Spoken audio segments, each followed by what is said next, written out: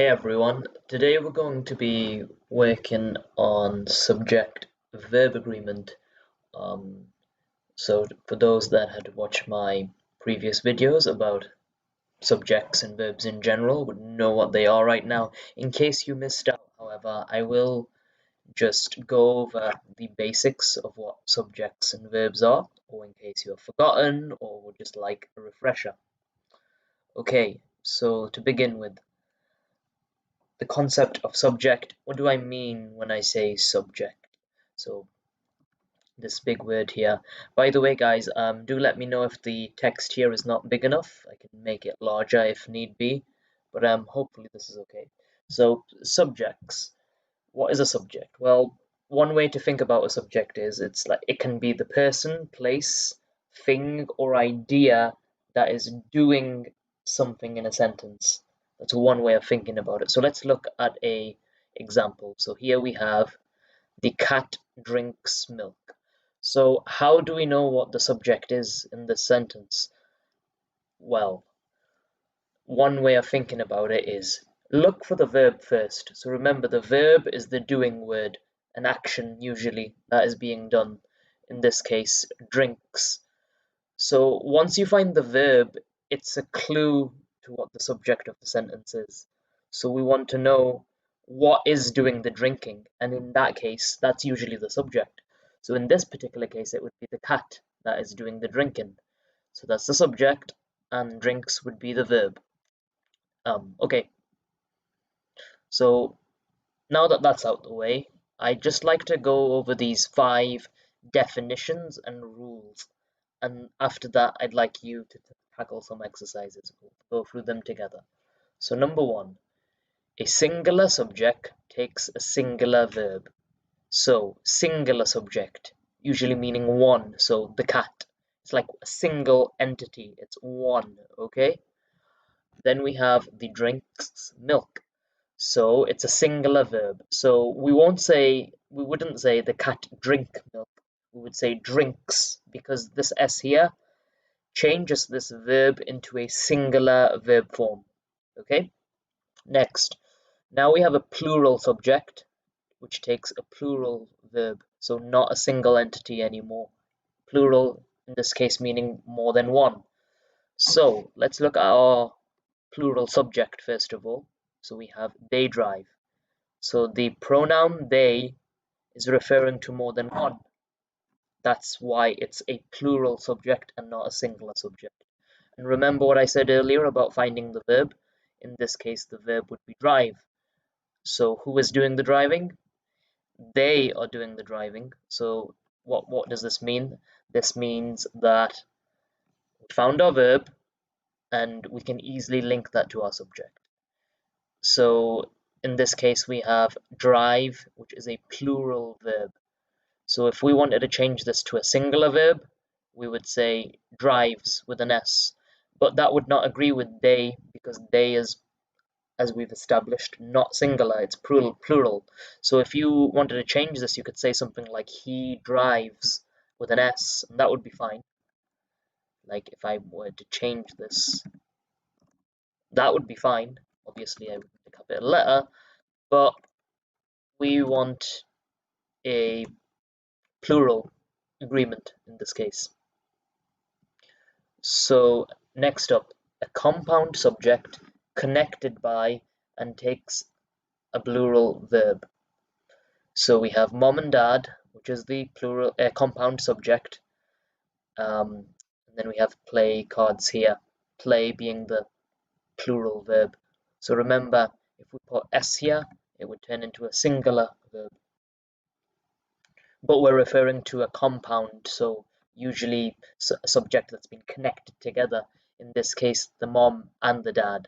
So, so that's why they're compound. Again, we have a compound subject connected by either or neither nor the verb agrees with the subjects closer to it. So here we have an example. Either my sister or my brother takes me to the stadium. Here's another example. Neither my family nor my friends are supporting me. So because, again, it's a compound subject and the verb's closer to either, we're not going to say is supporting me, we're going to say are supporting me, okay? Finally, a singular indefinite pronoun as the subject always takes a singular verb. Anybody, anyone, everybody, everyone, no one, somebody, someone, something. Everybody loves Saturday nights. Okay, so now let's go through a few of these exercises. I know it's a lot to take in, but the more you review it and practice it, the easier it will become. So here we have everyone in this class blank wearing jeans. So it kind of gives you the answer, but it doesn't necessarily give you the right form of the answer. So in parenthesis, we have the verb be here, and remember this verb has different forms depending on the tense or the sentence. So what would we put here? Everyone in this class. So we wouldn't put everyone in this class be wearing jeans because that makes no sense. But we do know that be has another form, and that form is. So we could say everyone in this class is wearing jeans.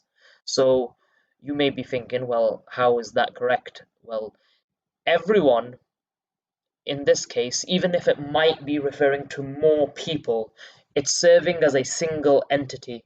It's putting all those potential people in the class into one unit. It's a bit complicated, but just think of it about as a singular subject, okay? Not a plural, a singular subject in this case. So we would say is wearing jeans because it's singular. If it was plural, if everyone was plural, but it's not, we would say are. So is the correct form. Number two, many students study for 5 or 6 years. Okay, so would study work? Many students study for 5 or 6 years. Yes, it would. Completely fine. So students, more than one, plural. Here we have factories. So factories suffer economically these years. So would suffer work? This verb here, work, in this gap. What do you think? Yes, it would. So factories, plural, right? More than one. So we're not gonna say factories suffers. We're gonna say suffer economically these years. Number four, we have somebody have to do something about it. Somebody have to do something about it. Sometimes if you just read the sentence aloud, it might give you a clue. So if I read this out, somebody have to do something about it. So that does not agree with the subject. So I'd say has to. Somebody has to do something about it. So remember what our rule said over here. A singular indefinite pronoun as the subject always takes a singular verb. So here we have a singular verb. Number five, either you or I need to do it. Is this okay? Let's try it. Yep, absolutely fine. Everyone enjoy time off. Everyone enjoy time off. Well, does that work? Remember, enjoy is the plural form of the verb. Added an S, it could be the singular form. So everyone enjoy time off. Is that grammatically correct? Does the subject, everyone, does the subject here agree in number or tense with enjoy? So again, we scroll up to our previous rule. A singular indefinite pronoun as the subject always takes a singular verb. So, no, this is not a singular verb, it's a plural verb, so we'd need the S in this case. So everyone enjoys time off. Neither the man nor the woman be older than 16. So what's another form of be we can use in this sentence? Can we try is? Neither the man nor the woman is older than 60. Can we use that? Well, we can, but we shouldn't because are is the correct form. Today I be going to make a speech. Again, think of another form of be. Am. So am, today I, so singular, and we want the verb to be singular too. Either my dad or mom take us to the game.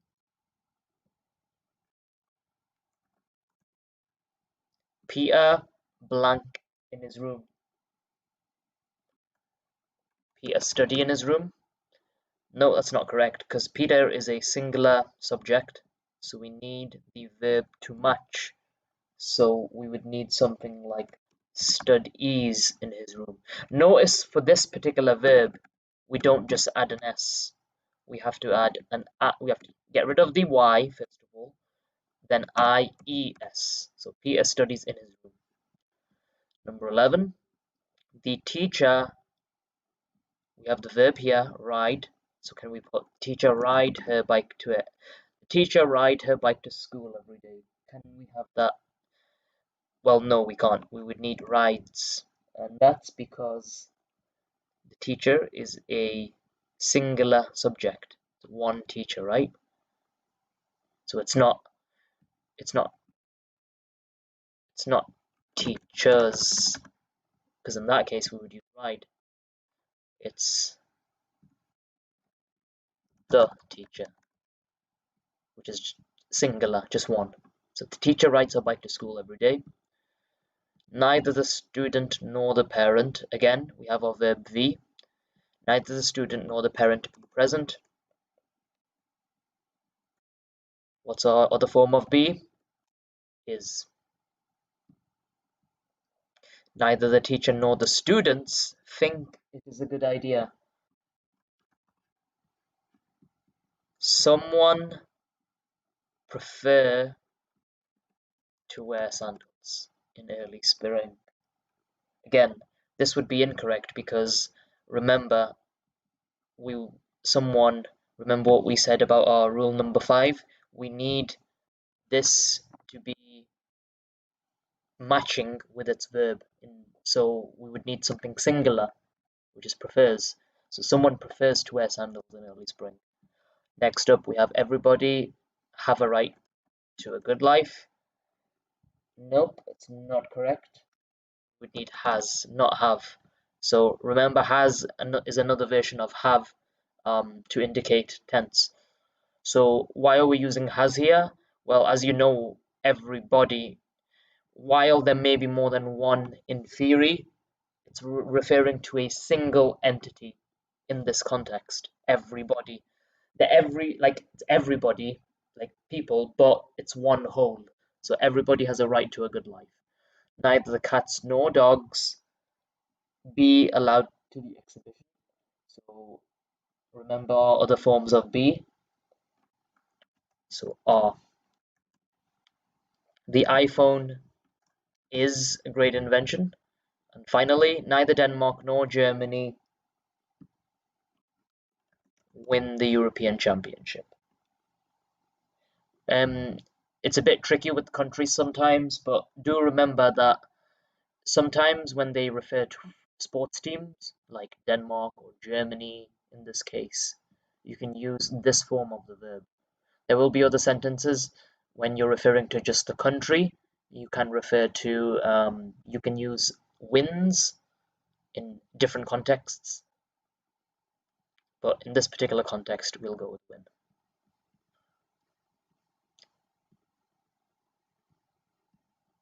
So that's everything today. Thank you for watching.